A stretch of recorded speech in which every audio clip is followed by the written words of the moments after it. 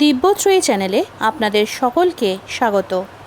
অচিন্ত কুমার সেনগুপ্তর লেখা পরম পুরুষ শ্রী শ্রী রামকৃষ্ণ থেকে পাঠ। আজ পর্ব ৭৩। ওম স্থাপকায় চ ধর্মস্য সর্বধর্মস্বরূপিণে অবতার বরিষ্ঠায় রামকৃষ্ণায় তে নমঃ। ওরে অন্তরে আয়, ঘুচে যাবে সব অন্তরায়। রামদত্তের বাড়িতে রামকৃষ্ণের বসবার জন্যে একখানা বিলিতি গালচে হয়েছে তাকিয়া, ডান হাতের কাছে কাঁচের গেলাসে জল, এরানি পাখা দিয়ে বাতাস করছে কেউ, কোঁচার কাপড় ফেটি করে কোমরে বাঁধা, জামাটি কখনো গায়ে আছে, কখনো বা কতক্ষণ পরেই খুলে ফেলেছে, কখনো বা কোঁচাটি খুলে লম্বা চাদরের মতো করে কাঁধের ওপর ফেলা। রামদত্ত আর মনমোহন প্রথম আরম্ভ করল কীর্তন। খোলকর্তাল নেই, মাঝে মাঝে শুধু রামকৃষ্ণ হাততালি দেয়।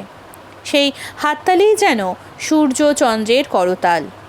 মন একবার হরি বল হরি বল, জলে হরি থলে হরি অনলে আনিলে হরি।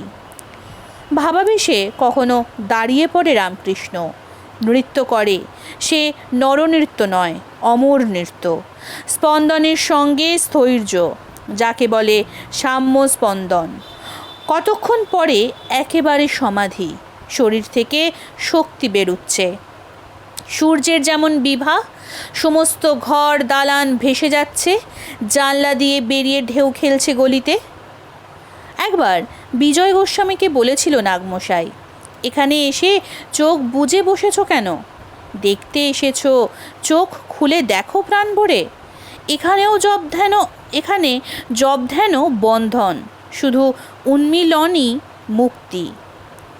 ঈশ্বরকে লাভ করতে হলে, তাকে দর্শন করতে হলে শুধু ভক্তি হলেই হয়? জিজ্ঞেস করল বিজয়। হ্যাঁ, পাকা ভক্তি, প্রেমা ভক্তি, রাগা ভক্তি, বললেন ঠাকুর। সোজা কথা, ভালোবাসা, যেমন ছেলের ওপর মায়ের ভালোবাসা। যতক্ষণ না এই ভালোবাসা জন্মায় ততক্ষণ ফটোগ্রাফের কাছে কালি মাখানো হয় না। ফটোগ্রাফের কাছে কালি মাখানো থাকলেই যা ছবি পড়ে তা রয়ে যায়। কিন্তু শুধু কাঁচের ওপর হাজার ছবি পড়ুক, একটাও থাকে না। একটু সরে গেলেই যেমন কাঁচ তেমনি কাঁচ। ভালোবাসা এলে কি হয়? ভালোবাসা এলে স্ত্রী, পুত্র, আত্মীয় স্বজনের উপর যে মায়ার টান থাকে না, দয়া থাকে। সংসারকে বিদেশ বোধ হয়, শুধু একটা কর্মভূমি, রঙ্গভূমি ছাড়া কিছু নয়। দেশলাইয়ের কাঠি যদি ভিজে থাকে, হাজারো ঘষও কোনো রকমেই জ্বলবে না, কেবল একরাশ কাঠি লোকসান হবে। বিষয়শক্ত মনই ভিজে দেশলাই। তাই শ্রীমতী যখন বললেন, জগৎ সংসার আমি কৃষ্ণময় দেখছি, তখন সখীরা বললে, তুমি একই প্রলাপ বকছ, কই আমরা তো তাকে দেখতে পাচ্ছি না। শ্রীমতী বললেন, সখী, নয়নে অনুরাগ অঞ্জন মাখো, তাকে দেখতে পাবে। অনুরাগের ঐশ্বর্য কি কি? অনুরাগের ঐশ্বর্য বিবেক, বৈরাগ্য, জীবে দয়া, সাধু সেবা, সাধু সঙ্গ, ঈশ্বরের নাম গুণকীর্তন, সত্য কথা, এইসব লক্ষণ দেখলে ঠিক বলতে পারা যায় ঈশ্বর দর্শনের আর দেরি নেই। বাবু কোনো খানসামার বাড়ি যাবেন, এরূপ যদি ঠিক হয়ে থাকে, তাহলে সেই খানসামার বাড়ির অবস্থা দেখেই ঠিক বুঝতে পারা যায়। প্রথমে বন জঙ্গল কাটা হয়, ঝুল ঝাড়া হয়, ঝাঁটপাট দেওয়া হয়। বাবু নিজেই শতরঞ্চি, গুড়গুড়ি, এইসব 5 রকম জিনিস পাঠিয়ে দেন। এইসব আসতে দেখলেই লোকের বুঝতে বাকি থাকে না বাবু এই এসে পড়লেন বলে। কিন্তু হাজার চেষ্টা করো, তার কৃপা না হলে কিচ্ছু হবার নয়। তিনি কৃপা না করলে তাকে দেখা তোমার সাধ্য কি? সার্জন সাহেব রাত্রে আবার লণ্ঠন হাতে করে বেড়ায়, তার মুখ কেউ দেখতে পায় না, কিন্তু ওই আলোতে সে সকলের মুখ দেখে, আর সকলেও পরস্পরের মুখ দেখে। যদি কেউ সার্জনকে দেখতে চায়, তাহলে তাকে প্রার্থনা করতে হয়, বলতে হয়, সাহেব কৃপা করে একবার আলুটি নিজের মুখের ওপর ফেরাও, তোমাকে একবার দেখি। একটা মাতাল এসেছে রামদত্তের বাড়িতে, নাম বিহারী ঘোষ। রামদাদা বলতে কি চাটের পয়সা জোটে না, শুধু মদ খেয়ে বেড়াই। আজ সন্ধ্যের সময় আসিস, তোকে লুচি আলুর দমের চাট খাওয়াবো। সেই সন্ধ্যের সময় এসেছে বিহারী। দেখলে বৈঠকখানায় ভিড়, কাকে ঘিরে উত্তেজিত স্তব্ধতা। ওসব বুঝি না, আমাকে আমার লুচি আলুর দমের চাট কখন দেবে, বকতে লাগলো বিহারী। কে একজন বললে, যা পরমহংসদেবকে প্রণাম কর গিয়ে। মাতালের কি খেয়াল হলো, ঘরে ঢুকে প্রণাম করলে। সেই হলো তার চরম চাট খাওয়া। এখন শুধু অঝরে কাঁদে আর বলে, ভাই শুধু তার কথা বলো, আর কিছু ভালো লাগে না। মাতাল ছিলুম, লুচি আলুর দমের চাট খেতে চেয়েছিলুম, কিন্তু তিনি কি করে দিলেন, তাকে ছাড়া আর কিছু মনে আসে না। হায়, এমন অমূল্য রতন হাতে পেয়ে তখন কিছু বুঝিনি, লুচি আলুর দমের চাটকেই জীবনের সার ভেবেছিলুম। সেসব দিনের নিমন্ত্রণে তরকারিতে নুন দেওয়া হতো না। আলুনি তরকারির পাশে আলাদা করে নুন থাকতো পাতে। রামকৃষ্ণকে নিয়ে সকলে যখন পংক্তি ভোজনে বসেছে, তখন চলবে নুন দেওয়া তরকারি। রামদত্তের বাড়িতেই প্রথম নিয়ম ভঙ্গ হলো। একসঙ্গেই আহার চলল সকল শ্রেণীর। রামকৃষ্ণ এক ফুঁয়ে উড়িয়ে দিলেন জাতাজাতি, বললেন, ভক্তির মধ্যে আবার জাত কি, সব একাকার। বন্যার জল যখন এসে পড়েছে, তখন কে আর আলপথ খুঁজে বেড়ায়, মেয়েরাও আসছে দলে দলে। এ এক অভিনব ব্যাপার। মুক্ত অঙ্গনে জ্যোতির্ময়কে দেখবার পিপাসায় বেরিয়ে আসছে পর্দার ঘেরাটোপ থেকে। আরও আশ্চর্য, কে বা পুরুষ, কে বা স্ত্রী, কারুরই কোনো দেহজ্ঞান নেই। সবাই একদৃষ্টে তাকিয়ে থাকছে মুখের দিকে।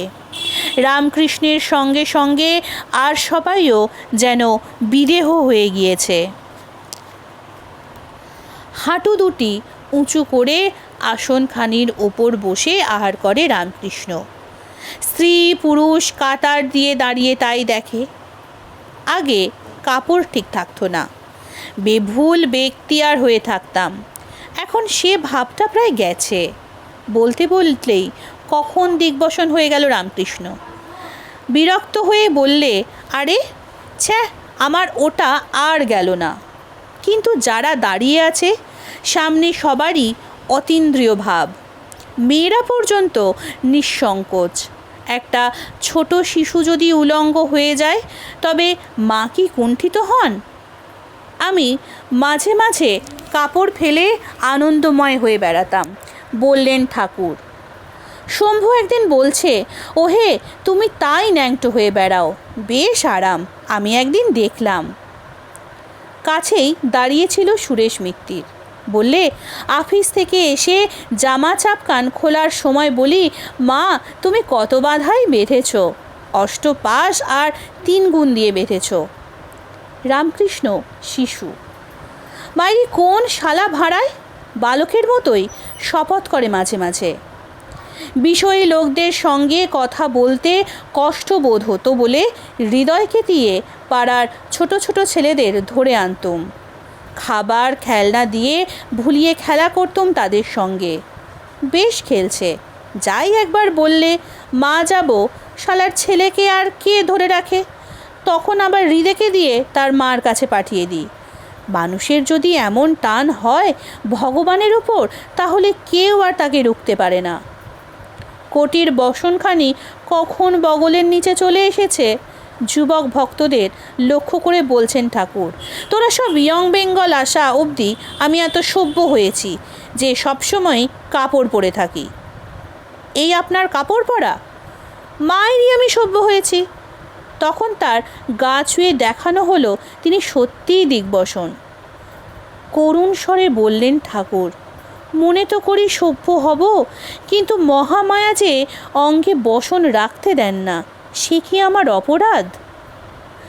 প্রলয় পয়োধিতে বটপত্রের ওপর শিশু নারায়ণ শুয়েছেন, তেমনি শুয়েছে শ্রীরামকৃষ্ণ। দু পায়ের দু বুড়ো আঙ্গুল মুখের মধ্যে ঢুকিয়ে শিশুর মতো আনন্দ করছে, বালক ভাবের চরম। আবার কখনো শ্রীমতীর ভাব ধরে অল্প পথ হেঁটেই ক্লান্তিতে ঢলে পড়ে। রাখালের কাঁধে ভর দিয়ে আস্তে আস্তে যেতে যেতে গান ধরে রামকৃষ্ণ। আর চলিতে নারী চরণ বেদন যে হলো সখী, সে মথুরা কত দূর, সে মথুরা কত দূর, কোথায় সে প্রেমেরও অমরাবতী। সুবল একটা বাছুরকে বুকে নিয়ে জটিলার কাছে উপস্থিত, বললে, মা একটু জল খাবো। গোষ্ঠ মিলন গান হচ্ছে, গাইছে নরোত্তম কীর্তনে। জটিলা বললে, গানের সুরে, সুবল রে তোর সবই গুণ। অমনি রামকৃষ্ণ আঁকড় দিলে, তবে কালার সঙ্গে বেড়াস ওই যা দোষ। পাকশালায় যাও, বধূর কাছে জলপান করবে, বললে জটিলা। সুবল তাই তো চায়, আঁকড় দিল রামকৃষ্ণ। রান্নাঘরে সুবল দিয়ে গিয়ে দেখে উনুনের ধোঁয়ায় ছলে শ্রীমতী কৃষ্ণ বিরহে কাঁদছে, শ্রীমতী কৃষ্ণ বিরহে কাঁদছে। সুবলকে দেখে চকিতে ব্যাপারটা বুঝতে পারল শ্রীমতী। সমরূপী সুবলের সঙ্গে তাড়াতাড়ি বেশ পরিবর্তন করল, বললে গানের সুরে, সুবল সবই হলো, আমি যে নারী কিরূপে বক্ষ ঢাকি বলো। রামকৃষ্ণ আঁকড় দিচ্ছে, চিন্তা নাই, উপায় করে এসেছি, বাছুয়াকে বুকে এনেছি, ওই দেখো দাঁড়ে বেঁধে রেখেছি, এরে বুকে করে তুমি চলে যাও। ওরে তোরা আর কিছু না নিস, কৃষ্ণের প্রতি শ্রীমতীর এই টানটুকু নেই।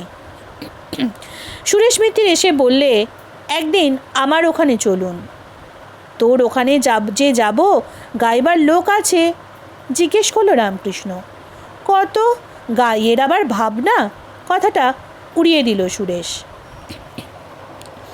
ওম নিরঞ্জনং নিত্যমনন্তরূপং ভক্তানুকম্পাধৃত বিগ্রহং বৈ ঈশাবতারং পরমেশমিড্ডং তং রামকৃষ্ণং শিরসা নমামি। আজকের পর্ব এখানেই শেষ হলো। পরবর্তী পর্ব আসবে আগামীকাল। সঙ্গে থাকুন, ভালো থাকুন, সুস্থ থাকুন। কেমন লাগছে জানাতে যেন একদম ভুলবেন না। নমস্কার, জয় ঠাকুর।